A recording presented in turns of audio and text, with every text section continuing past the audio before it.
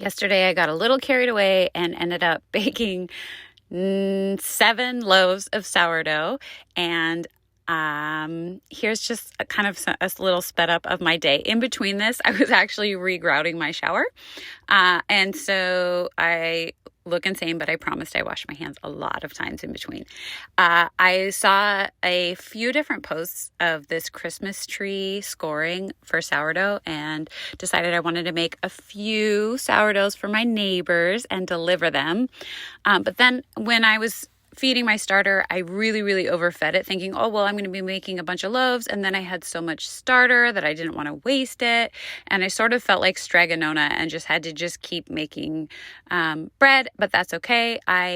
You can see me, this one I'm trying a little snowflake. That one did not work out. I promise you at the end, I'll give you a shot of all of the final ones, but this Christmas tree was a winner. I really liked it. And here I am trying to use up all my starter and then realizing, holy moly, that's a lot of dough. That's okay. So the ones that I had already scored and have already baked, those were cold proofing the night before. And so I was able to just score them and bake them in the morning. Now this one I am not going to be cold proofing.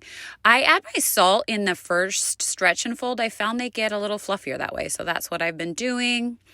I'm still pretty new to all of this, so we'll see. These guys are just going to be rising throughout the day. And I have the little Banneton basket, and then I just use a colander as well. This one, I should have used a smaller colander, which I do have, because this loaf kind of spread out a little in that shape, but that's okay. Just shaping the dough. So this is after 4 stretch and folds and that bulk rise, and then I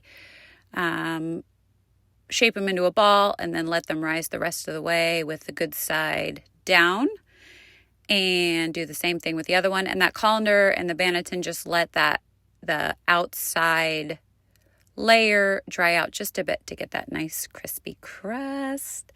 And then I hate the feeling of flour in my hand. So I do a little poke test to see if it's ready. If it looks springy, see, this one doesn't seem ready to me. So I'm like, no, I'll wait. And then this time when I poked it, woohoo! And then baked these last 2 loaves. And then I will show you a shot of all the finished loaves and which ones were my favorite. I actually really like the way the crust forms when I use the Banneton. I'm going to get some more of those because I think it does make a difference. Oh my gosh. So this one, I don't know what happened. It looks beautiful, but it was pretty dense. The other ones have just like great crunchy crusts. You can tell when I use more rice flour versus less. This is the snowflake, didn't turn out. This one was beautiful, except the parchment paper stuck to the bottom of it. And so I flipped it over when it first came out to peel it off, and then it kind of crushed the top, but it tasted delicious. These are my 2 favorites, so I gave them glamour shots. And then with that one that I smushed the top of, I had with some brie and chicken noodle soup.